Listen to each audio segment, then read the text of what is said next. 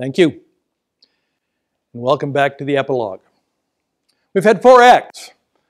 And what I've tried to demonstrate to you, that all business is show business, in which you tell a lot of stories, you make sure that you're entertaining, that you have personality, and most importantly, you have energy. Nothing happens without energy. Nothing. Nothing happens without energy. And so I'm going to really encourage you to understand that the source of energy is important. You're also going to discover that one of the greatest sources of energy is the transcendent power of the Holy Spirit, who is meant to be pure and power and energy. You will also discover, if we have another class, but you'll have to pay for this one again, is that actually the concept of the Trinity is very easy to understand. People say it's hard to understand. No, it's not. It's easy to understand. An idea becomes real and it spreads through power. It's exactly what God does. The idea becomes incarnate and lives among us and then spreads. Every act of creative business, every act of art, everything is an idea that becomes incarnate in a human being and then is given power to spread to others. Every creative act that's ever done is a reflection of the work of the Trinity. Let that sit on your head for a while. And so your job is not to go out and sell products.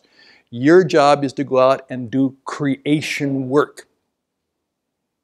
You are to create experiences all day long. You are to create relationships all day long. You are to create wisdom all day long. You are to create blessings all day long. You are in the get up and do God's work, which is to create stuff. Good stuff.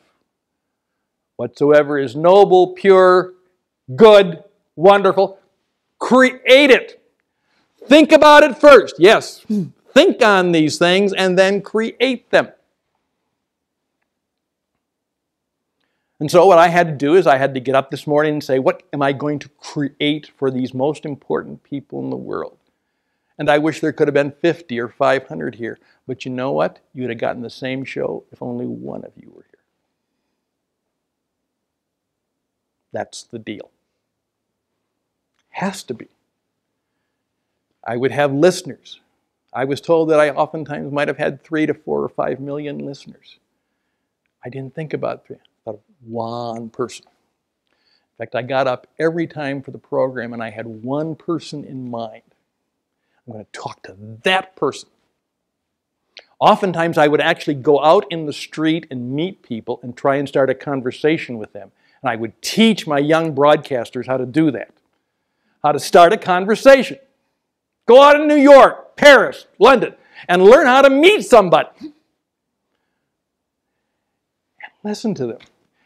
And they wanted to come back, and they had a sermon they wanted to give. And I says, no, you don't get to give your sermon. Tell me what you would say to the person you met in Hyde Park in London today. That's what your program is going to be about tonight. Think of that one person.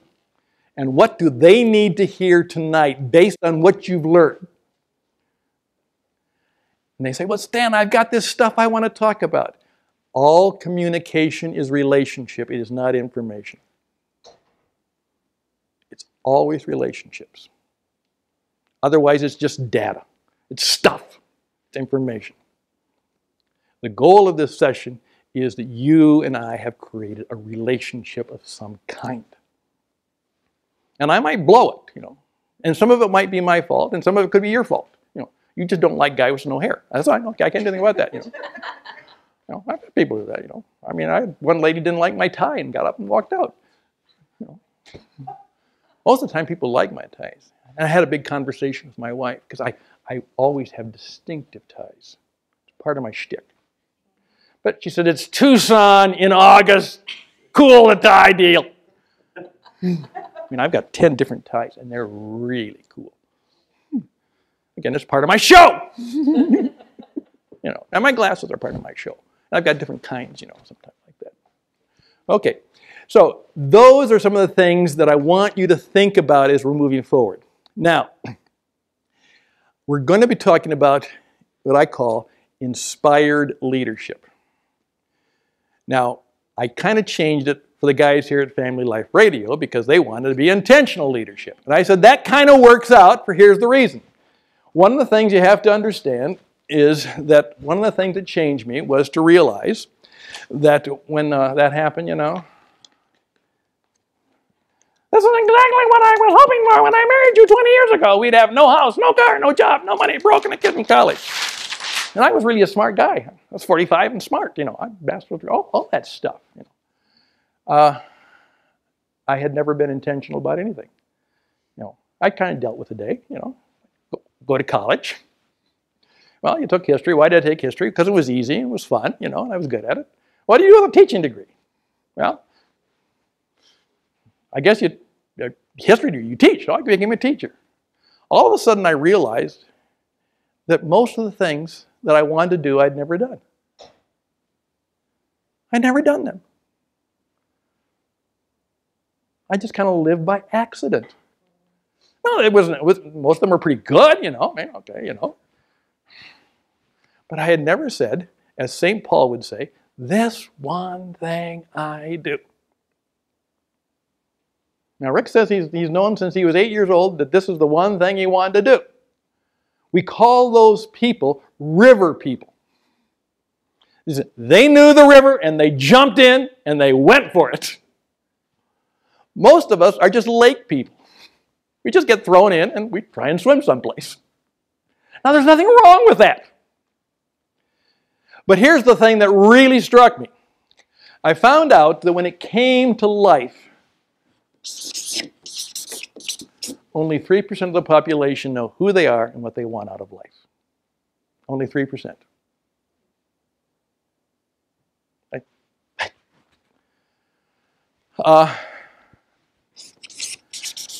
10% have some idea. Now, these are very successful people oftentimes. This is what I was made for. I'm going to show my age. Remember the movie Chariots of Fire, some of you? Story of Eric Liddell? Love the line. Makes me tingle. He says, Jenny, don't you know God made me fast? And when I run, I feel His pleasure. When I do this, I feel His pleasure. Most people settled for what came to them. And that can be okay. 3%, they've got it written down, they've got a plan. Everything about their life is intentional. They know exactly what they're going to do. They have what I call a Sunday night meeting, and at a Sunday night meeting they think and pray and plan for the week. 10%, they're very focused. 60% of the population are hopes, wants, and wishes. Someday my ship will come in. Someday I'll go back to school. Someday I'll do this. Someday.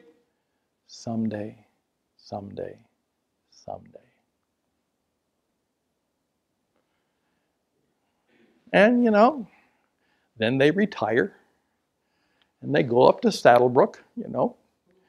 And as one who lives there, and they drink too much. And they play too much golf until finally their back gives out and they can't do it anymore, and Rick can no longer fix them, so, you know.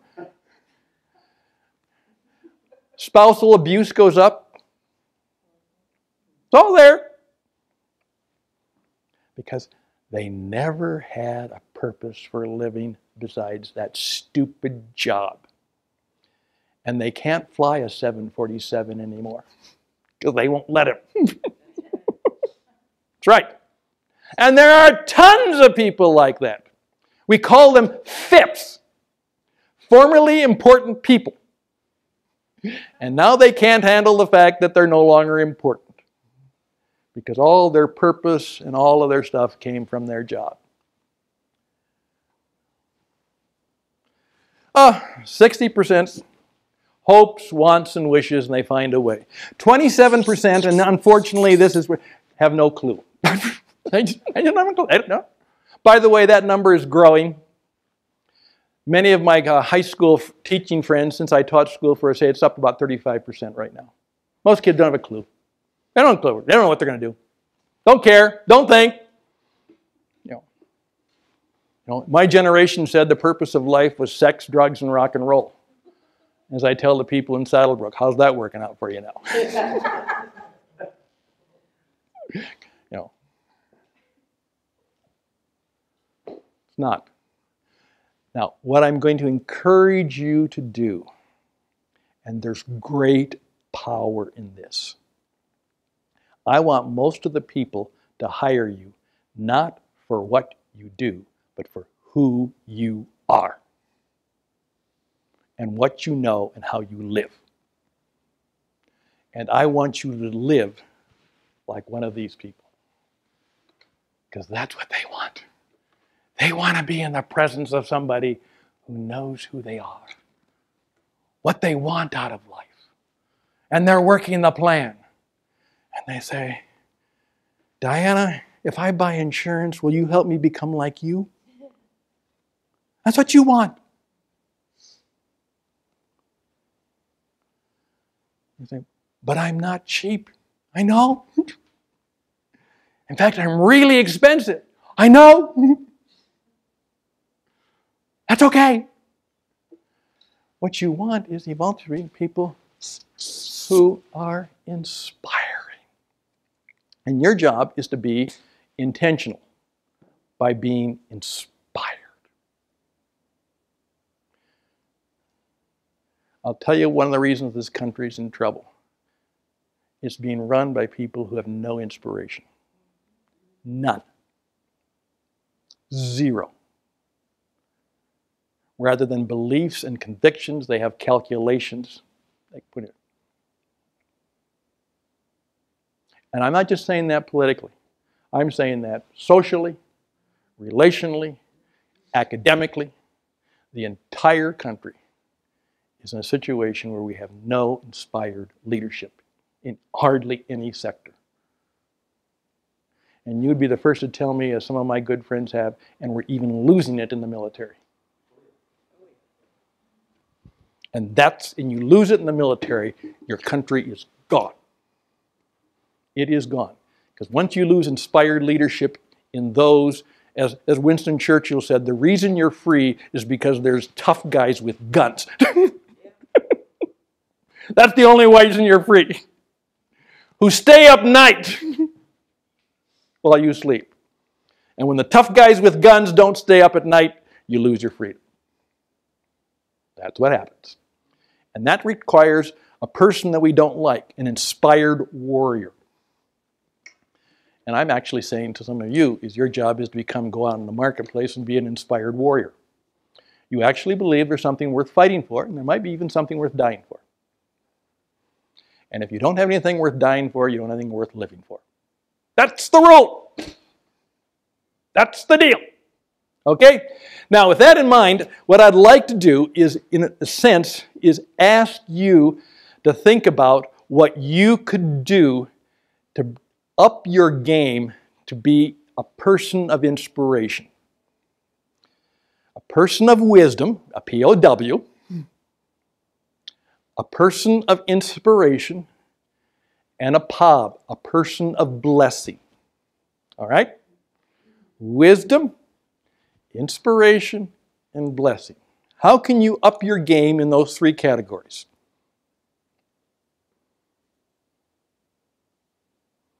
And you're going to say, that doesn't just happen. That's what I mean. Well, that's why I'm okay with Family Life Radio. That's intentional living. That's being up here in the 3% category. I mean, you know who you are. You know what you want. By the way, how many of you have planned your funeral? Please do.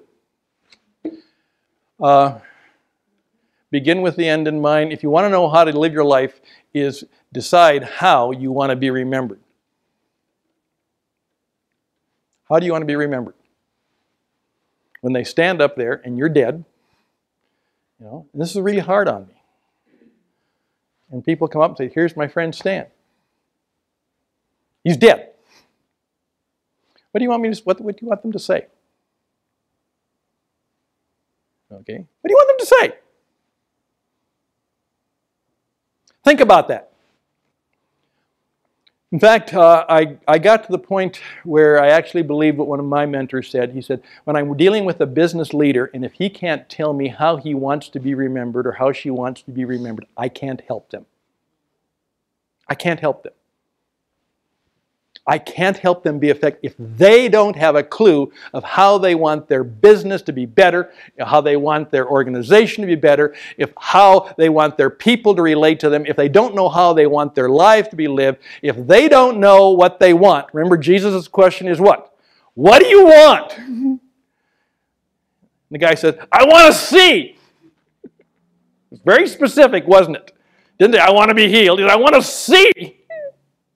Okay, if they don't have that big picture of who they are, what they want, and how they want the life to be different, I can't really help them. And this is the guy who walked away from $50,000 gigs from CEOs who couldn't do that. I think I could probably still work with him. But that was his point. How do you want to be remembered? So I would really encourage you to do that. By the way, what scripture are they going to read? What song are you going to sing? Give thanks with a grateful heart. Give thanks for the Holy One. Give thanks. That's number 2. We're going to begin with the benediction. Doxology.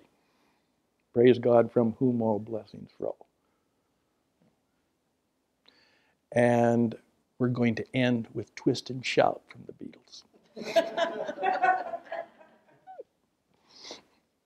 Shake it up, baby. It's time for a party, because the life has just begun. So think about those things in your life, all right? Now, this is a way of helping you to think about what it means to be an inspired leader. Now, I'm going to ask you to go up here and take this little chart out, because what I want you to understand is this is something that's become very important to me. This is my trademark now. We're trying to change the world with this. One of my favorite movies of all time is Shawshank Redemption. Greatest movie in the world. Love it. Took a bad deal and redeemed it. And I won that wonderful line where James Earl Jones says, I don't like Tim Robbins that much, but he's a great actor. He said, a diamond is a piece of coal under pressure for a long, long time. A diamond is a piece of coal under pressure for a long, long time. And I just tinkle when I say that. Wow. Is this God's way of making me into a diamond? Right now, I wish he'd stop a little bit of the pressure. It's really hard. But I have to remember that, Okay. We believe that life is a diamond. That's our model. And we've determined that there's basically 3 things that go into inspired leadership. All right? First of all, we believe you have to become a 3% person. You have to start taking charge of your life, and you have to teach all of your clients and customers how to be 3% people. I know what I want in life. I know my goals. Every 6 months, I go back and visit them again. Every 90 days, I revise them. Every 7 sunsets, I decide how I'm going to live the next week. By the way, that's what Sunday is for. That was the purpose of the Sabbath, is to figure out how you're going to get through the next 6 days. And it's going to wear you down, so what happens? On the 7th day, you need to be charged up again. Someone once said to me, Stan, how often do you have to have a motivational speaker like you come in? I said, every 7 days. This ain't going to last. Okay? Be a 3% person. Secondly, is you have to learn the art of performance marketing. You have to be able to tell your story and show your stuff. That's marketing. That's marketing. You got to do that. You got to get really good at it. You see how practical this is? Every day you are what?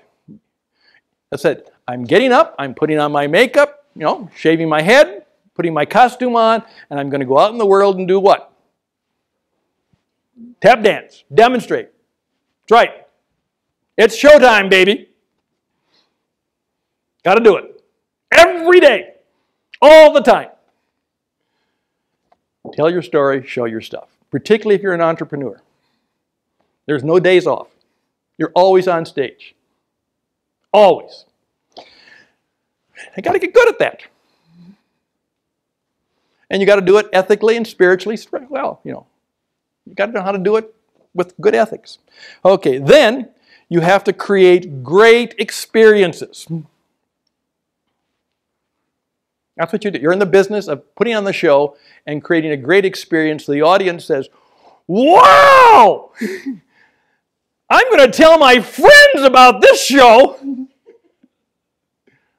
Right? You ought to see that movie. You ought to deal with Venom. He's really good. Is he cheap? No. But he's good.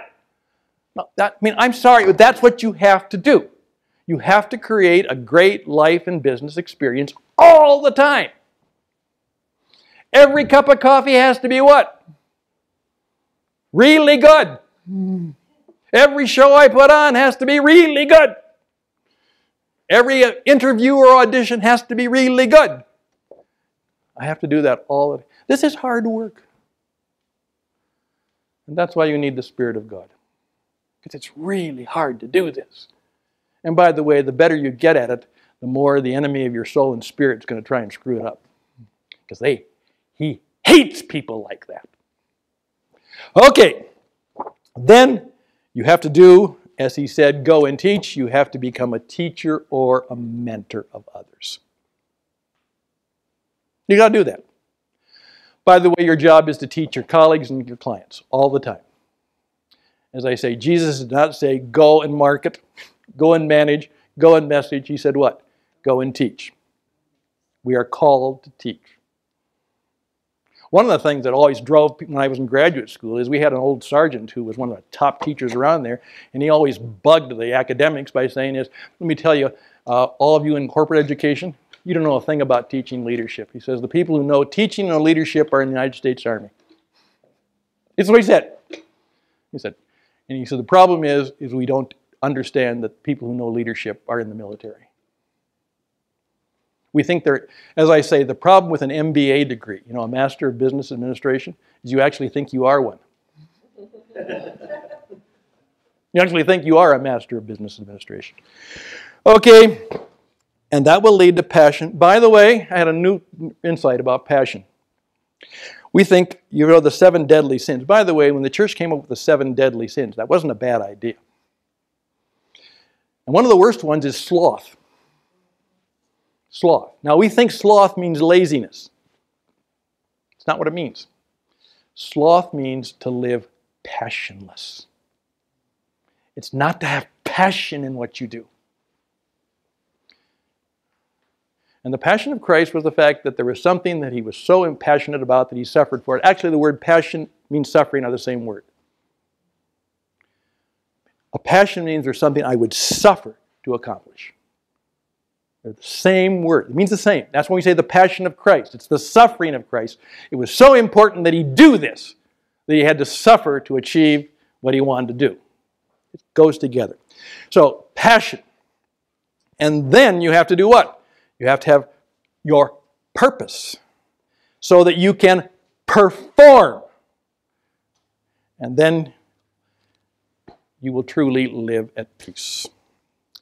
And now we have 5 minutes. And it's up to you. I'm done. That was my story. I'm sticking by it.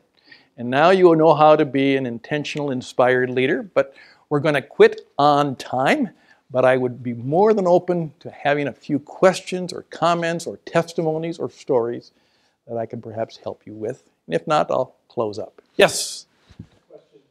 I have staff. I've got an assistant manager.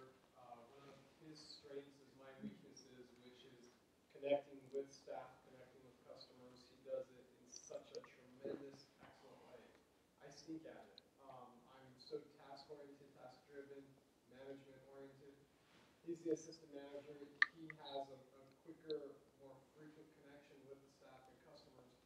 How critical is it for me to try and strive to really up my game and being able to perform equally? Delegate everything but your genius. Are you good at that? I see. Okay, then I wouldn't do it. So I'm going to put Huh? so much pressure on myself and feel like Why? such a failure. Oh. Great. I don't go to my doctor and say, you know what, I think I'll operate on myself. Say, you're crazy. Delegate everything but your genius. Trade positions with him. Trade positions with him. Take his job. Let you do yours. Well, here's what you need to do. Okay, first of all, you affirm him. Because I'm not going to change you. By the way, there's only two ways people really change. They are overwhelmed by a great love. I mean, something comes and it overwhelms them with love. Or they go through a profound suffering. Those are the only ways people really change. And it's really hard for me to learn that. Because I'm going through some really bad times right now. Profound suffering. So most of us can't change. We can adjust, we can improve, and we can tweak, and we can make some changes. But deep change is a work of the Spirit of God. That's why in the middle of the circle is very simple, is the fifth facet of the diamond is that all of this requires the Spirit of God. I'm telling business people now at this stage in my life, I'm sorry, unless God is involved in the center of the diamond, it ain't going to work. And when you're my age, you can say that because they can't hurt me anymore. You probably can't say that yet. Because when I was 35, 40, 45, 50, but right now, at the age of 70, you get to tell the truth. I'm telling business people. I told them, I said, your mentoring program will not work because it's not Spirit-based. The only way a mentoring program works is if the Spirit of God is in it and the people actually care about the people they're mentoring. And they said, well, we can't say that for the Society for Financial Professionals. And I said, fine, I can't help you. Because your program will fail. I worked with a mentoring program for the $1 Million Roundtable. It's a disaster. Because the $1 Million Roundtable will not admit that mentoring is a spiritual discipline. And they won't admit it. And that's why their mentoring program for the last 19 years has failed.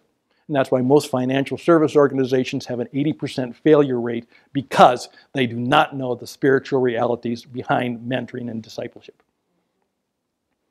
As I said, if 80% of the doctors failed, you wonder what's wrong with the company. So I would just simply say this, okay? First of all, fully confess it. Okay, you just did, in publicly. That's fine. Secondly, what you do is you say, how can I get a little bit better? That's all. What can you teach me? When you notice something, could you give me a little guidance? That's all. Just be open. Be teachable, be coachable. But then you simply say is, I fully affirm you. By the way, change his title. You're never an assistant of something. You're always the leader of something. He is the leader of what? Customer relationships. Basically, I went in for a receptionist. I changed the entire thing. The receptionist, I appointed her and I gave her a business card. She was now the CHO. She's the Chief Hospitality Officer. She loved it. She's the Chief Hospitality Officer. Your job is what? to create hospitality in this place. You are to serve them coffee. You are to make them feel wonderful. You are to make them feel like the most important person in the world. So no, don't. You are not the receptionist anymore. You are the CHO. And within 20 minutes, she was calling all of her friends and telling us, I just got a promotion. I'm the CHO of this company. I am the Chief Hospitality Officer. And we got her a business card that said so. You think we got performance out of that baby? We sure did. So I would very simply say that, and make his gift a job description. Right. He's a chief. You're not. He's the chief of customer relationships. We love to be chiefs. No one wants to be in India. You want to be a chief. Is that helpful? Be glad to. Very simply, let me just simply say this to you. One of my favorite stories was this from the late Peter Drucker. And what he did, he's one of my heroes. Deeply Christian man, by the way. He tells a story that one time his housekeeper came to him part-time, and she said, Mr. Drucker, most of the time I work in an emergency room. She said, yeah, I know that. It's really great. She said, and we're going to have a leadership retreat where they're all going to get together from the emergency room. We're going to go out, and we're going to come up with our mission statement. And she said, would you lead this? She said, they pay $500. Of course, Peter Drucker makes $50,000 a day. I said, sure, Rosalie, I'll do that for you. She said, it's going to be a Saturday. Peter Drucker tells a story that it was the most significant thing that ever happened in his life. He said that one-day session led to 3 or 4 or 5-day sessions. In fact, it was 3 months we kept meeting. And he said, finally, when we got done, this was the mission of the emergency room. The mission of the emergency room was to take people in who were in deep distress, to assure them that it was going to be okay, and then do everything in our power to make it so. Star Trek, make it so. And he said, that was the most wonderful thing I ever learned in life. That the purpose of life in business was to take people who have problems, distress. They're there because they want something. To take people in deep distress and to tell them everything is going to be okay. And then do everything we can to make it so. And he said, that is not only the purpose of the emergency room, that is the purpose of your life, and that is the purpose of your business. So do it and do it well. So I would encourage you today to understand that there are going to be a lot of broken people who are going to come into your life and business.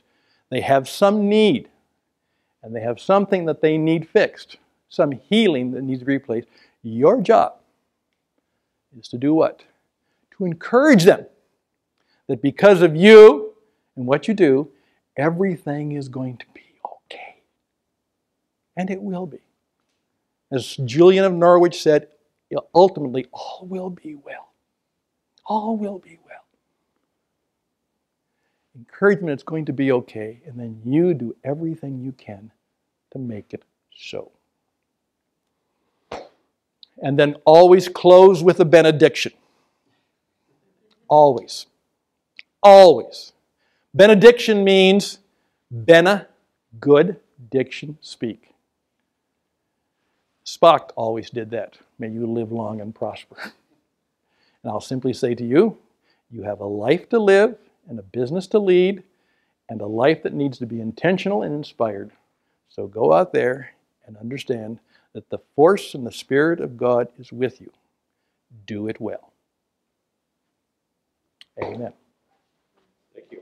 Thank you.